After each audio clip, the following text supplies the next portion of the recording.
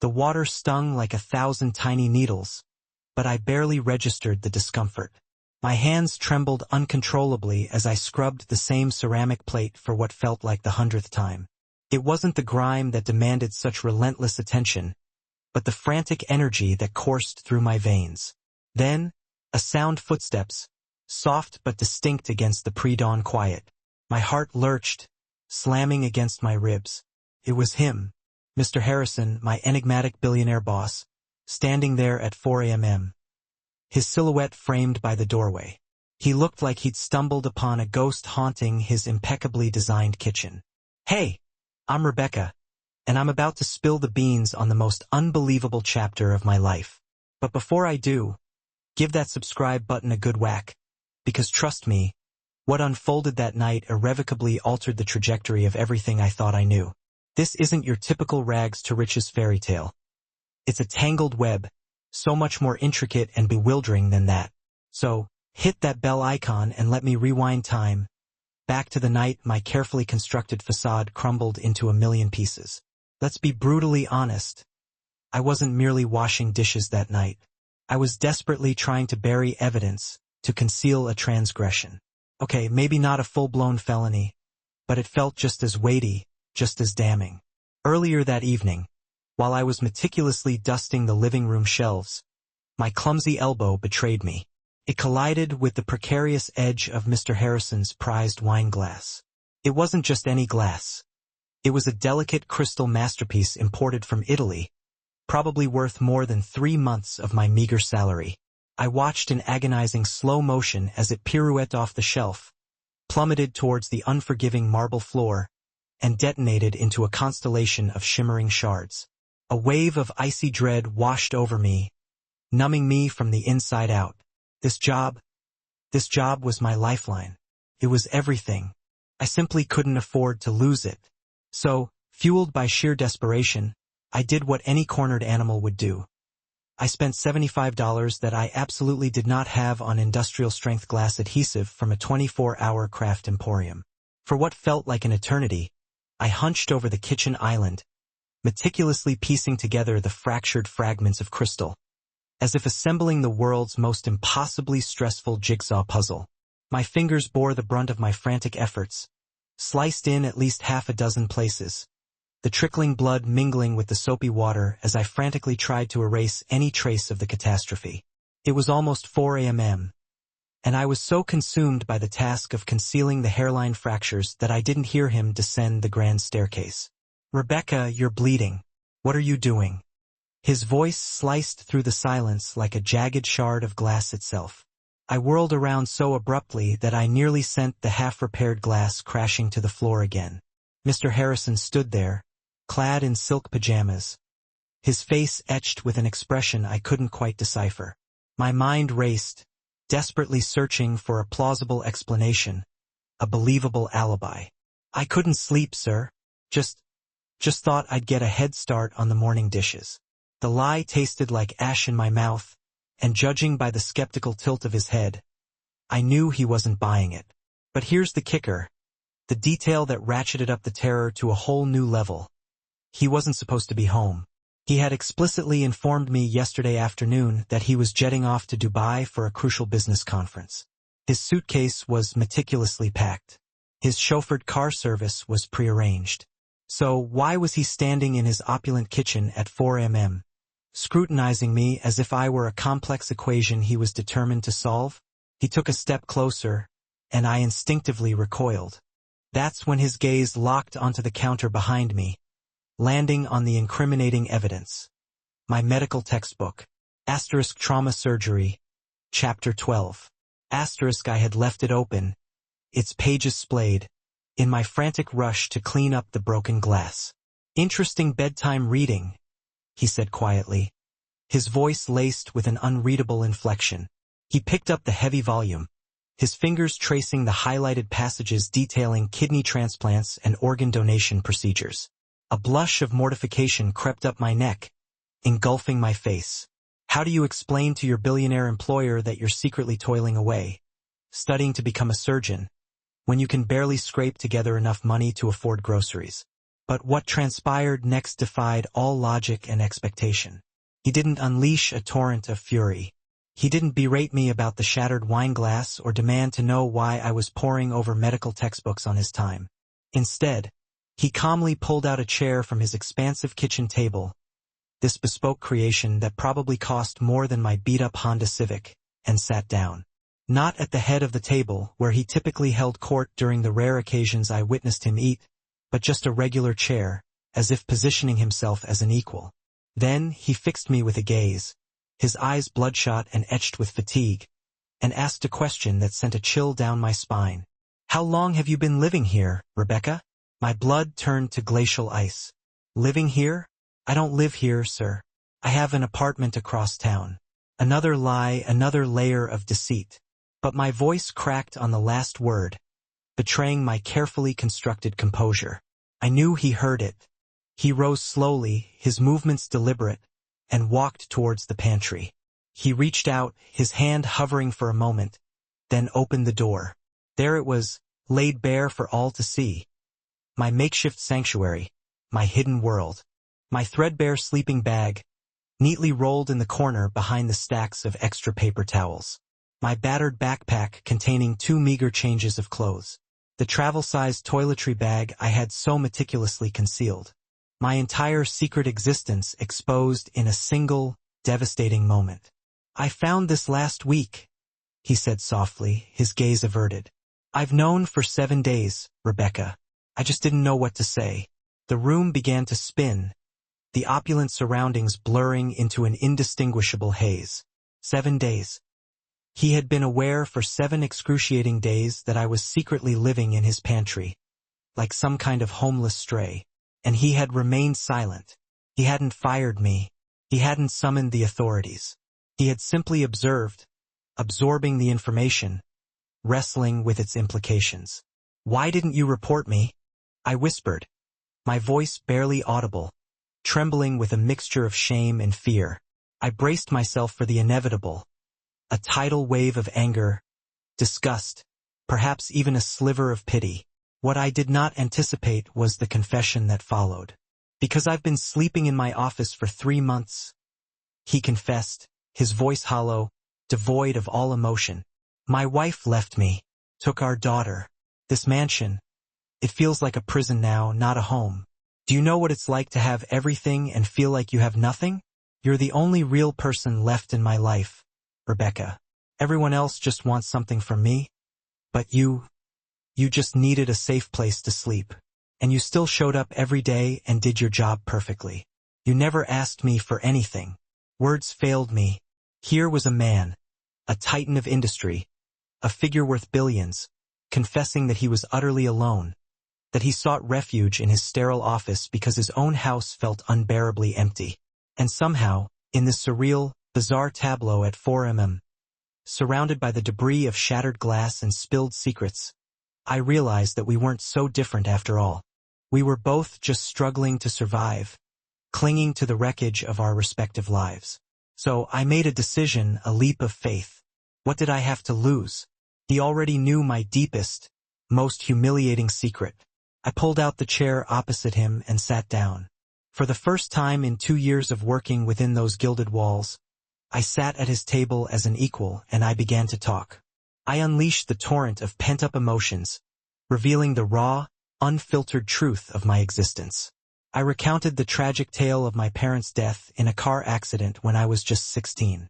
How I had single-handedly raised my younger sister, Amy, for 9 grueling years, juggling 3 soul-crushing jobs to keep us afloat, to put food on the table, to keep a roof over our heads. How I had finally landed this coveted position 2 years ago, and it represented the highest-paying opportunity one had ever encountered. I dared to believe that things were finally looking up, that we were finally on the path to stability. But then, 6 months ago, everything had imploded. My sister, Amy, had collapsed at school, the victim of a sudden, aggressive bout of kidney failure. She needed a transplant, and she needed it urgently. The medical bills descended like an avalanche, burying me under a mountain of debt. $200,000. I had a paltry $1,700 languishing in my savings account. That's when I lost my apartment. I continued, my voice gaining a newfound steadiness, fueled by the urgency of the situation. I simply couldn't manage to pay both the rent and the astronomical medical bills. I started working graveyard shifts at Frank's Diner downtown to generate extra income, but it wasn't enough. It's never enough. I paused, hesitant, debating whether to divulge the truly dark, compromising details. His eyes were locked on mine, genuinely engaged, actually listening, not glancing at his phone, not mentally reviewing his upcoming meetings, just present, fully immersed in my narrative. So, I pressed on, driven by a desperate need for connection, for understanding. The owner of the diner, Tony, he's not really just a restaurant owner. He's a loan shark. I borrowed $30,000 from him. Now he owns me. He makes me do these special deliveries, packages I'm not supposed to ask about. I just drive where he tells me and hand things to people who look like they'd rather not be seen. Mr. Harrison's jaw tightened, a flicker of concern crossing his features, but he didn't interrupt. I reached for the medical textbook, clutching it like a shield, seeking solace in its pages. This book. I'm not studying to become a surgeon. I'm studying to save my sister myself. I'm donating my kidney to Amy in 2 months. The surgery is scheduled. I've been researching every possible complication, every risk factor, because I'm terrified. What if something goes wrong? What if I survive but can't work anymore? What if I die and leave her alone? My voice shattered on the final word, and the carefully constructed dam finally broke. A torrent of tears erupted, not delicate ladle-like tears, but ugly, desperate sobs that I had been suppressing for 6 long, agonizing months. I expected him to be repulsed, to shrink away from the messy display of raw emotion. Rich people usually are. But Mr. Harrison simply extended a tissue, his touch surprisingly gentle, and waited patiently for the storm to subside. When I finally managed to compose myself, he spoke, his voice calm and resolute. I'll pay for your sister's transplant. All of it. Every penny. I laughed. Actually laughed. The sound was hollow, bordering on hysterical, even to my own ears. What do you want in return? Nobody gives away $200,000 for free. My voice was laced with bitterness, honed by years of hard-won experience. I had learned the hard way that every act of generosity came with strings attached, often invisible but always binding. He leaned back in his chair, his gaze unwavering, and for a long, pregnant moment, he simply looked at me, assessing me, scrutinizing me. Then, he uttered words that I never could have anticipated, words that would forever alter the course of our lives. I want you to help me get my daughter back. I blinked, confusion clouding my features. Your daughter? He nodded slowly, his eyes filled with a profound sadness. Her name is Sophie. She's 10 years old, and I've barely seen her in 3 months. My wife has full custody. The court says I need to prove I'm emotionally available, that I'm not just a workaholic who ignores his family. But here's the truth, Rebecca. I don't know how to do that. I don't know how to feel things anymore. I've spent 20 years building an empire, and I've forgotten how to be human. You've survived hell. You feel everything. Teach me. Teach me how to connect with my daughter before I lose her forever. I stared at him, utterly speechless, grappling with the sheer absurdity of the proposition. A billionaire, a man of immense power and privilege, was asking me, someone who slept in his pantry and delivered suspicious packages for a notorious loan shark, to tutor him in the art of emotions. It was insane. Completely, utterly insane. But my sister needed that transplant. Desperately. In 8 weeks, Tony was growing increasingly impatient, his demands becoming more frequent, more unsettling. I was running out of time, running out of options. What choice did I really have? Okay, I said quietly, the word barely a whisper, a fragile commitment hanging in the air. I'll help you, but I need the money for Amy's surgery first. And I need you to pay off my debt to Tony. $35,000 total. Can you do that? He reached for his phone, tapped a few commands, and within 30 seconds, my phone buzzed with a notification. A bank deposit. $35,000 deposited into my account. Just like that, I felt a wave of dizziness wash over me. "The medical bills are next," he said calmly, his tone devoid of any fanfare. "I'll have my assistant contact the hospital tomorrow. Now, about our arrangements. Starting today, you're not my maid anymore. You're my personal consultant. Same hours if you want them, but triple the salary. And Rebecca—" He paused, his expression hardening, his eyes conveying a somber weight. "There's something else you should know. Something I haven't told anyone yet." My heart pounded in my chest, a frantic drumbeat against my ribs. "What now?" "I'm dying," he said simply, the words hanging heavy in the air. "Pancreatic cancer. Stage 4. The doctors gave me 6 months. Maybe less. I found out 3 weeks ago." The kitchen seemed to tilt, the gravity shifting, throwing me off balance. Everything I thought I understood about this conversation, about this man, about my own life suddenly shifted, rearranged. He wasn't just trying to reconnect with his daughter. He was trying to make peace, to leave a lasting legacy before his time ran out. "I don't want to spend my last months alone in this empty house," he continued, his voice roughened with emotion. "I want to spend them with Sophie, and I want to make sure that when I'm gone, someone good inherits my company. Someone who actually cares about people. Someone like you." Couldn't breathe. This man, whom I had barely spoken to in 2 years, was telling me that he was dying, and he wanted to entrust his empire to his maid. "You don't even know me," I whispered, the words barely audible. "I know enough," he replied, his gaze unwavering. "You work 3 jobs to save your sister. You sleep in a pantry rather than ask for help. You're studying medicine in stolen moments. You're the strongest person I've ever met. That's who I want running my company, not some MBA graduate who only cares about profit margins." We started meeting every morning at 4 a.m. It became our sacred time, our clandestine ritual.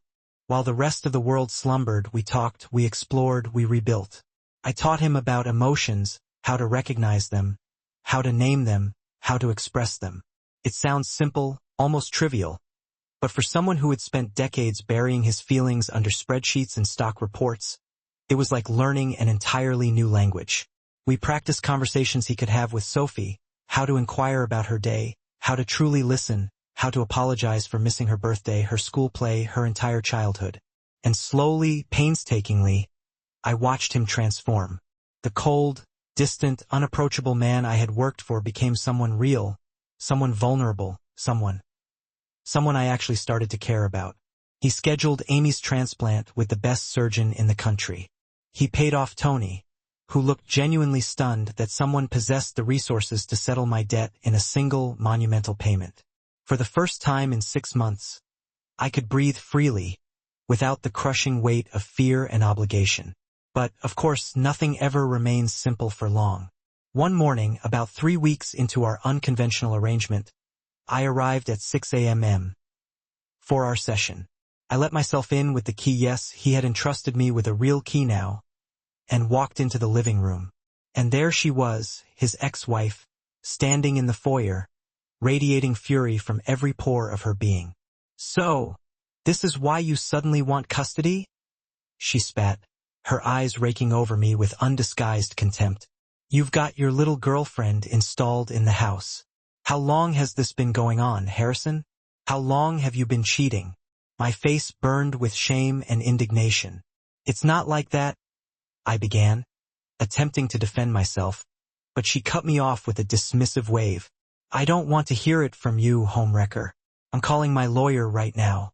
You'll never see Sophie again. I'll make sure of it. I'll get a restraining order." "Daddy!" A small, hesitant voice from behind her stopped everyone cold. Sophie stood on the staircase, clad in pink pajamas, clutching a well-worn stuffed rabbit, staring at all of us with wide, confused eyes. She must have arrived for an unannounced visit, catching us in the midst of this chaotic confrontation. "Daddy, is it true? Are you sick? Are you dying?" Her voice cracked with fear, and suddenly, this vulnerable 10-year-old was running down the stairs, past her mother, throwing herself into her father's arms. "I heard you talking last week on the phone. You said 6 months. I've been so scared. Why didn't you tell me? Mr. Harrison's face drained of all color. His daughter had known. She had overheard his private conversation, and he had been completely oblivious to her silent suffering. His ex-wife's expression underwent a dramatic transformation as well. The anger dissipated, replaced by a dawning realization, a profound shock. Harrison, what is she talking about? Her voice was barely a whisper, trembling with disbelief. And just like that, everything spilled out, everything was laid bare. The cancer diagnosis, the grim prognosis, the reason he had been so desperate to reconnect with his daughter, to salvage what remained of their fractured relationship. His ex-wife began to cry, her sobs racking her body. Sophie was inconsolable, her tears flowing freely. And I stood there, feeling like an intruder, an unwelcome presence in this family's most intimate, most painful moment. But then, Sophie turned to me, her tear-streaked face tilted upwards, her eyes filled with a mixture of grief and curiosity. Are you the lady who's helping my daddy? She asked through her sobs. I nodded, my heart aching for her. Then thank you, she said, her voice laced with a fragile sincerity. He's been different. He actually talks to me now. He asks about my feelings. The next few weeks were a blur, a whirlwind of emotions and activity. Sophie refused to leave her father's side, clinging to him as if afraid he would vanish if she let go. His ex-wife, moved by his honesty and his sincere efforts to change, agreed to joint custody, recognizing the urgency of the situation, the preciousness of the time they had left. And I, in the midst of all the upheaval, prepared for my own surgery, the culmination of years of sacrifice, the chance to save my sister's life. The day arrived faster than I expected. I was terrified, my nerves stretched taut, but also strangely resolute, driven by the unwavering desire to give Amy a second chance. Mr. Harrison insisted on being at the hospital, a gesture that felt both surreal and deeply comforting.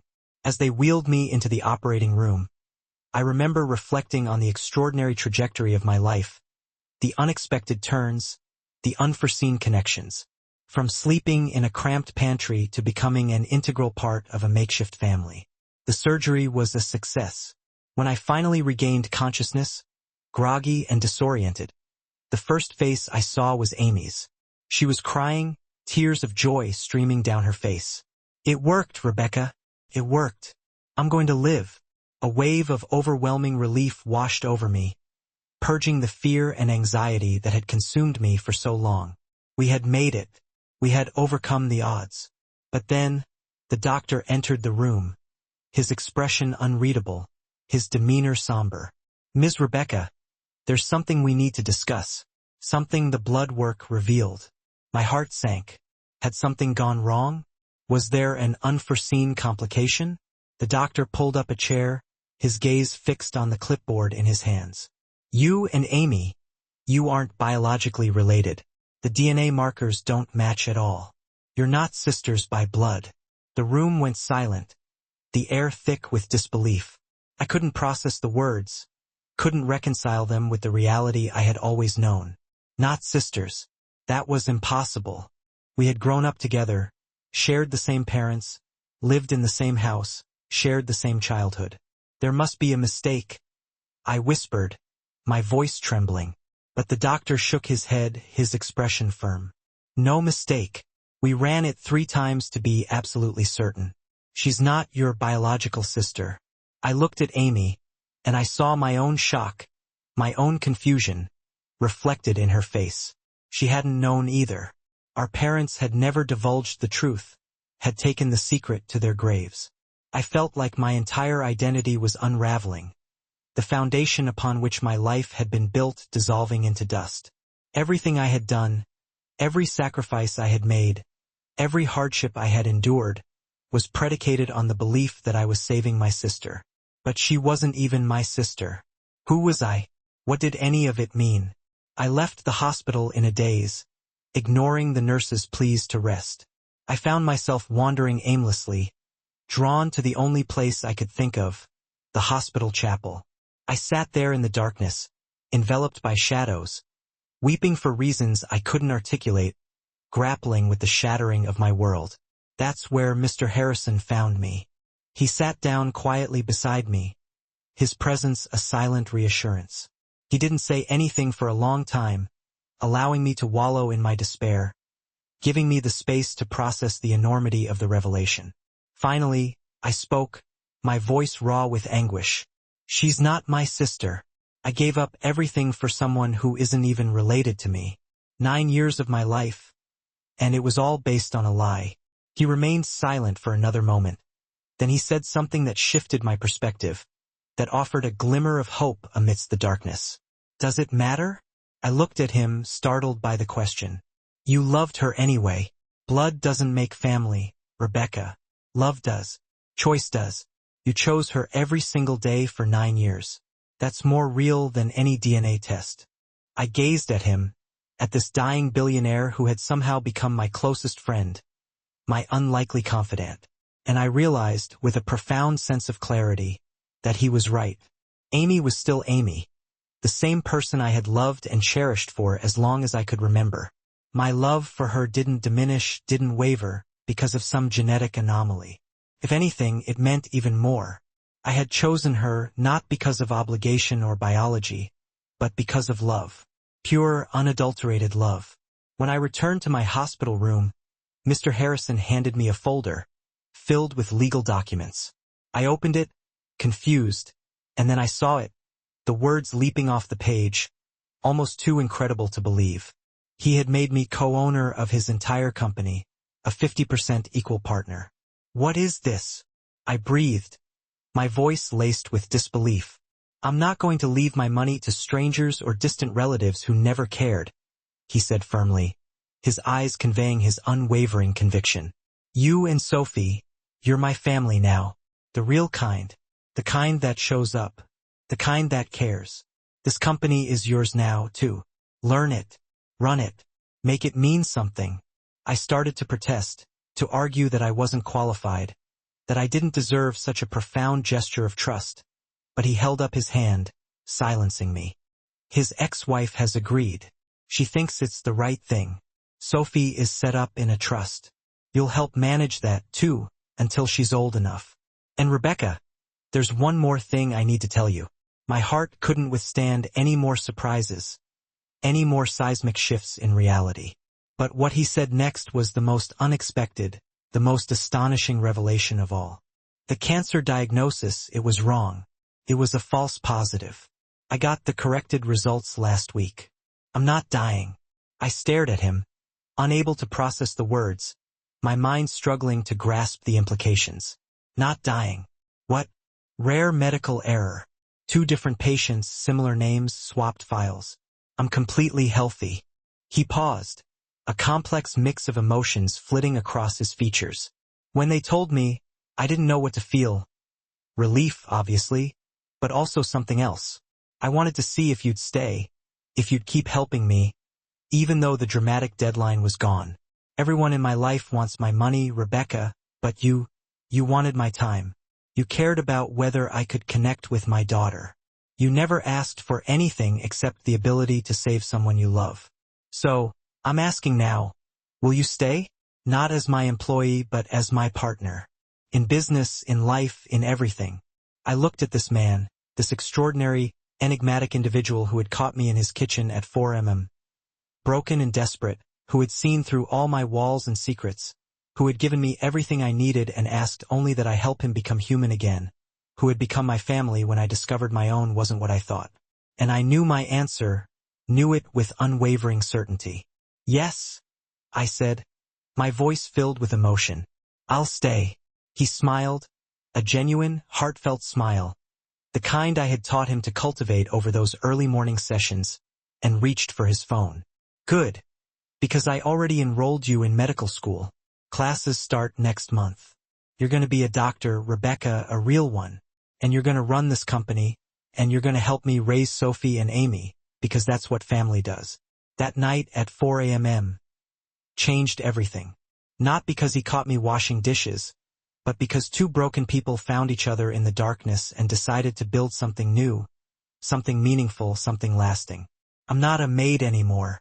I'm a co-CEO of a billion-dollar company, studying medicine part-time, and raising two daughters, Amy and Sophie, with a man who taught me that family isn't about blood or money or job titles. It's about showing up, being present, authentic. It's about seeing someone when they're invisible to everyone else. It's about choosing to love, even when the world gives you every reason not to. If the story gave you chills, hit that like button right now. Drop a comment and tell me what would you have done in my situation. Would you have trusted him? Subscribe because I post real stories every week that will make you question everything you think you know about life, love, and second chances. Remember, your lowest moment might be the universe setting you up for your greatest comeback. Don't give up at 4 a.m. That's when miracles happen. Until next time, stay humble, stay grateful, and never forget to look up from your own life long enough to see the heroes right in front of you.